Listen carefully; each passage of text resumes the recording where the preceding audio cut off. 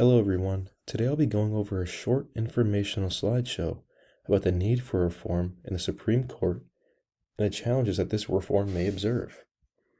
First, let's grab some background information. Today we'll be discussing how judicial resistance, partisanism, and the public's opinion can make the institution of reform a hard task to complete. Starting off with a very brief overview of what some people believe is needed for reform to take place, we have the application of term limits. The definition of a term limit in this context is the inducing of an allotted period of time in which a justice can serve. Now, with the removal of term limits, Wheeler, a reporter from the popular news site Brookings, states that this could, quote-unquote, turn the court into a partisan yo-yo dependent on the prevailing winds in Washington. Next, we have court expansion. And finally, we have the fact that Supreme Court must be kept in check. Although these do sound like great ideas, the fact of the matter is these answers come along with even more problems, such as the intensification of partisanship in the Supreme Courts, even though they're not supposed to relate to either party. Court packing, a result of court expansion, would also increase the existence of partisanship, with Yale law stating that these reforms would provide that each presidential term would be guaranteed to appoint to two appointments to the court, thus ensuring that the court's composition over time would more closely track the results of the presidential elections. Meaning, as a Republican president is elected, the court itself would become more Republican. Or as a Democratic president is elected, the court itself will become more democratic, although it is supposed to be a nonpartisan court. Other researchers seem to agree as well, with Oxford academic Kosar stating that court packing involves legislation primarily, genuinely or seemingly, pursuing a different aim with which creates a new majority. Now, along with these, one of the most vital and simple facts is that if the court themselves don't want to be checked, they simply need not agree to it. Now let's get down to our first problem.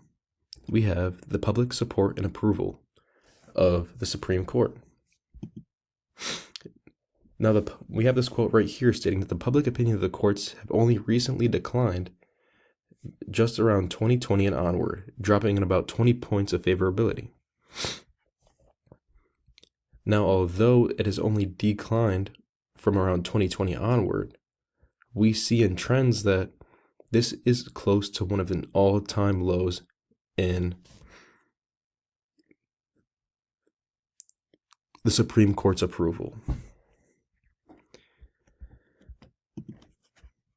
Now, although we do see a record disapproval rating for the Supreme Court, it seems as if the parties themselves don't agree on the subject matter.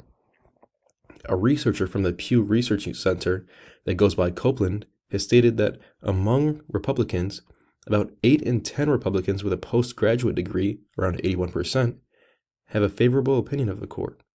And with the same poll taken with the elder generation of Republicans, Copeland states that older Republicans continue to view the court more favorably than younger Republicans do. About 8 in 10 Republicans, ages 50 and above, around 83%, see the court positively. Now, in contrast to the Republican Party, less than 50% of the Democrats approve of the current job the Supreme Court is doing, as is stated from a separate source from the Courthouse News Service that only 39% of Democrats said that they trusted the court a great deal or fair amount, while 72% of Democrats did. That's around a 43% gap. Now, although the statistics are slightly different between our news sources, we can still see the huge divide in our opinion of our parties, when the fact of the matter is nothing will get done unless both sides join in together for reform. This split is already a huge gap to overcome and will only make the process of enforcing these reforms even harder. Now, just as a little evidence, we have our approval and disapproval ratings from our Democratic Party. Now, this is favorable opinion, 24% as of 2024.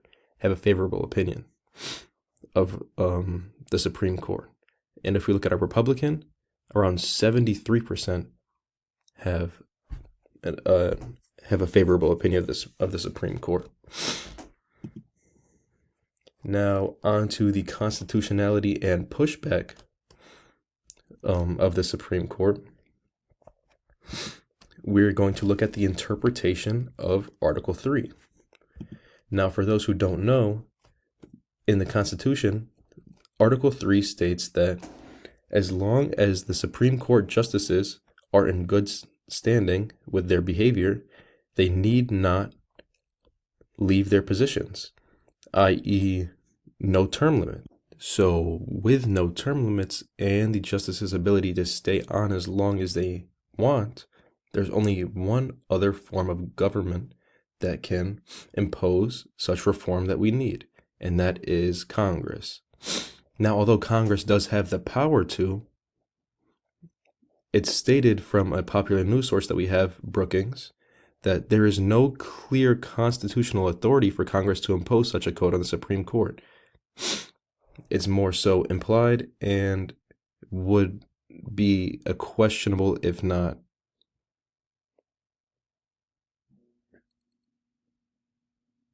impossible, point to instill.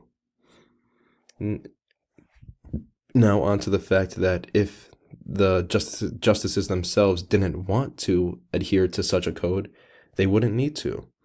In fact, according to CBS News, some justices have indicated that they see no need for a formal ethics code and believe that existing norms are sufficient. Now, this in itself is simply untrue.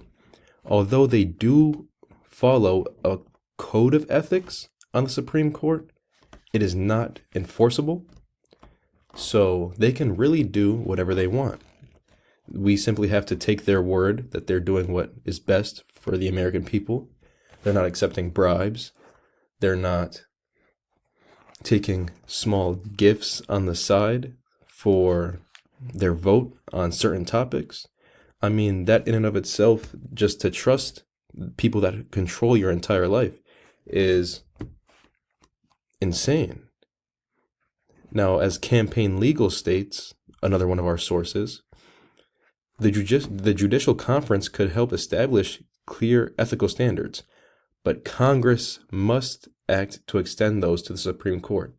Once again, enforcing that Congress has the power, or has the implied power, to push our ethical codes on the Supreme Court. However, even if they wish to, the judges themselves can simply disagree. They are there forever. On to the next slide, we have our citations. And then we have our image citations for the images that I've used. Thank you for watching this.